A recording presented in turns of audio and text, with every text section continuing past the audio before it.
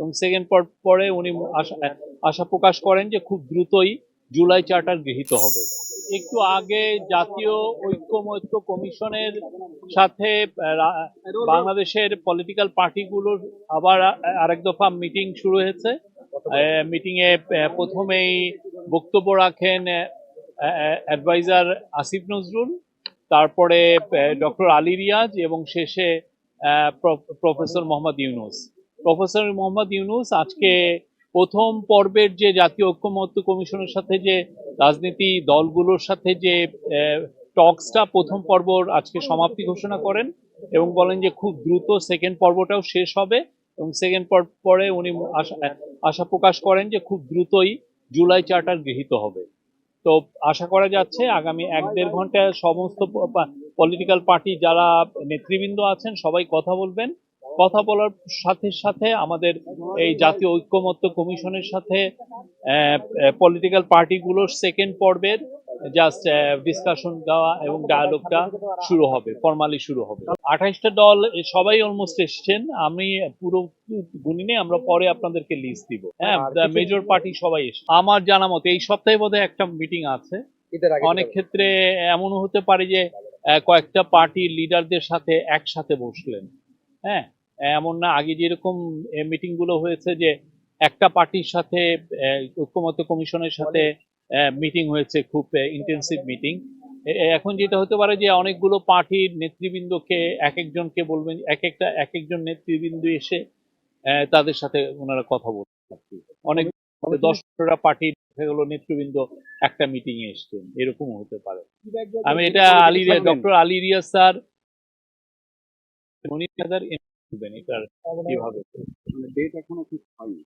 এই সপ্তাহে শুরু হয়ে যাবে একদম।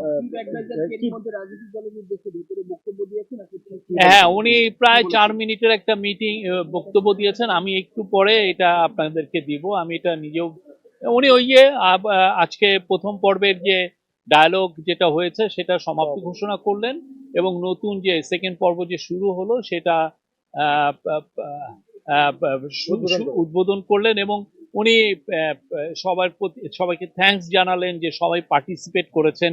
এটা খুবই একটা বাংলাদেশের মানুষের জন্য, আমাদের দেশের জন্য একটা ইম্পর্টেন্ট একটা ইভেন্ট যে সমস্ত পলিটিক্যাল পার্টি এই ডায়ালগে যুক্ত হয়েছেন এবং দেশকে নতুনভাবে গড়ার, যে নতুন বাংলাদেশ গড়ার যে প্রতিশ্রুতি আমরা জুলাই অভ্যুত্থানের মাধ্যমে পেয়েছি, সেই মোতাবেক সবাই কাজ করছেন। এটা দিয়ে চিফ অ্যাডভাইজার সবাইকে থ্যাঙ্কস জানিয়েছেন। রাজনৈতিক দলগুলো মূলত আজকে যে কনসেনসাস কমিশনের সাথে তাদের যে এর আগের ইন্টারাকশন, আজকে তাদের এক্সপেকটেশন কি, তা এগুলো নিয়েই কথা বলবো। আজকে অবশ্যই অল্প, আমি যখন আসছি তখন একটা কি দুইটা পার্টি অলরেডি কথা বলছিল।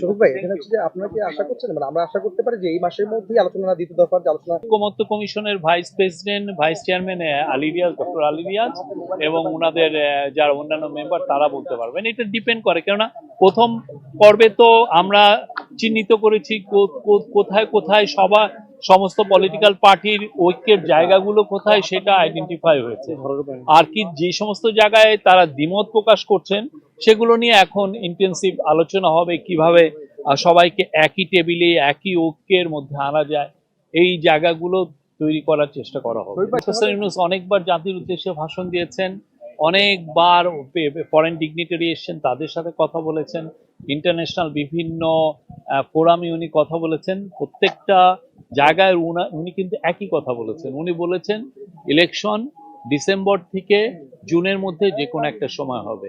আমি গতকালও যেমন বলেছি, এটা ডিসেম্বরে হতে পারে, জানুয়ারিতে হতে পারে, ফেব্রুয়ারিতে হতে পারে, মার্চে হতে পারে, এপ্রিলে হতে পারে, মেতে হতে পারে, জুনেও হতে পারে, জুনের তারিখ ওই পরে যাবে না। এটা নিয়ে তো কিছুদিন আগে ডক্টর আলী রিয়াজ বলেছেন, ওনারা একটা প্রেস কনফারেন্স করেছে, এটা নিয়ে ওনারা যথেষ্ট এলাবোরেট ওয়েতে বলেছেন কোথায় কোথায় ঐক্যের জায়গাগুলো তৈরি হয়েছে, কোথায় কোথায় কেউ কেউ দ্বিমত করছে, সেই জায়গাগুলো ওনারা বলেছেন।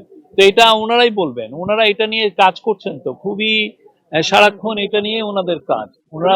ওনাদের নামটাই তো সেই জন্য দেওয়া হয়েছে ন্যাশনাল কনসেনসাস বিল্ডিং কমিশন। ওনার কনসেনসাসে যাতে সবাই আসেন, সমস্ত পার্টিকে যাতে একই কনসেনসাসে আনা যায়, সেই জন্যই তো ওনারা কাজ করছেন।